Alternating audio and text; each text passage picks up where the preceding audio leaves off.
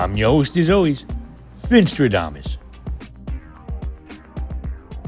Charles Rocket, born Charles Adams Claverie, was an American actor and a comedian known for his time on Saturday Night Live during the 1980-81 season, as well as his role in films like Dumb and Dumber and Hocus Pocus. He died on October 7, 2005, at the age of 56, and the circumstances surrounding his death have sparked questions and suspicions among some observers. Rocket was found dead in a field on his property in Canterbury, Connecticut, with his throat cut. 10 days later, on October 17, 2005, the Connecticut State Medical Examiner ruled his death self-deletion. According to the official reports, there was no evidence of foul play, and State Police Sergeant J. Paul Vance, I remember that name from somewhere. I Googled that one, everybody. He stated an investigation determined there was no criminal aspect to this case. Rocket's body was discovered with the knife nearby, which was presumed to be the instrument used, and the lack of any defensive wounds or signs of a struggle supported the self-deletion ruling. He left no note, and no clear motive was publicly established, though friends noted that he had faced significant career disappointments. Parody. If you don't have a sense of humor, go.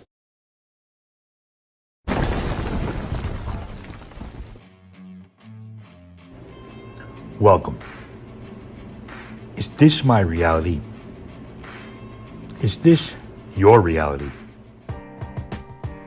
Support the channel. Hit that like button. Hit that subscribe button. Smash that notification bell. Stay with us because the next episode we're going to check out what happened to Joe Piscopo. No, he's not dead, but what happened to Joe Piscopo?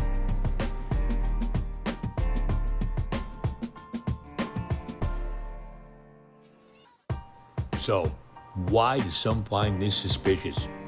The method of death, cutting one's own throat, is highly unusual for self-deletion. It's a violent, painful, and rare choice compared to the more common methods, like overdose or firearm use. While not impossible, it requires significant determination and physical effort, what we call moxie, raising doubts for some about whether Rocket, described by his peers as a talented and outwardly functional, but what does it mean outwardly functional? Why he would choose this path. For instance, a Reddit thread, and we all know if it's a Reddit thread, it's got to be true. A Reddit thread from 2021 highlighted this oddity, with one user noting, quote, "I've never heard of someone cutting their own throat. It's so unusual as to seem pretty suspicious to me."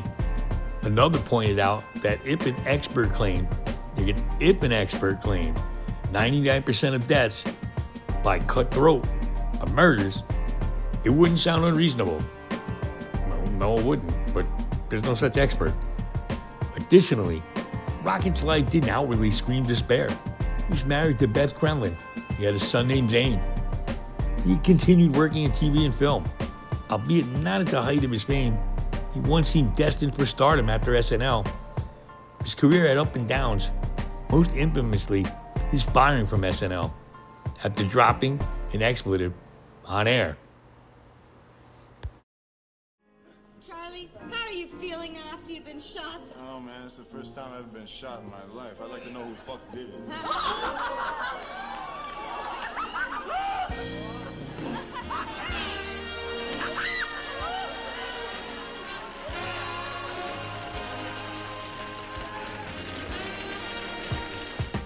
And by saying fuck, he fucked himself.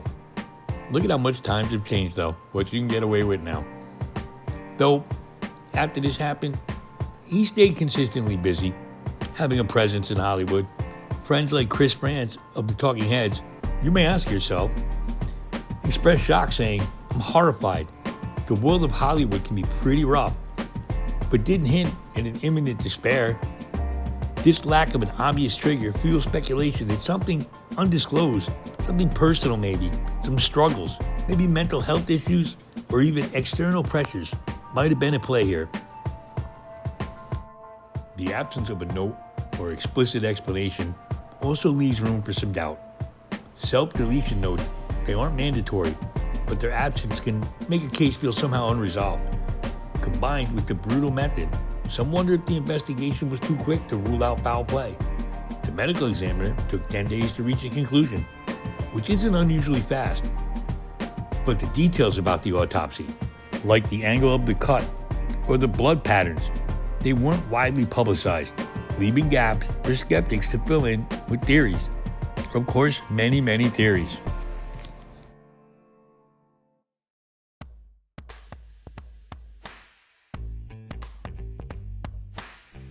The theories. Every time there's a celebrity death, there are theories. Could someone have staged it? Rocket lived in a rural area, and no witnesses or immediate signs of another person were reported. But the possibility lingers in the conspiracy-minded discussions. That said, there's no concrete evidence contradicting the official ruling.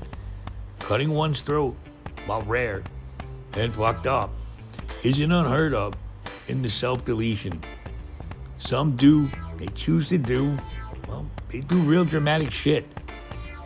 Perhaps as a final statement, mental health struggles can also be hidden, even from close friends, even from loved ones.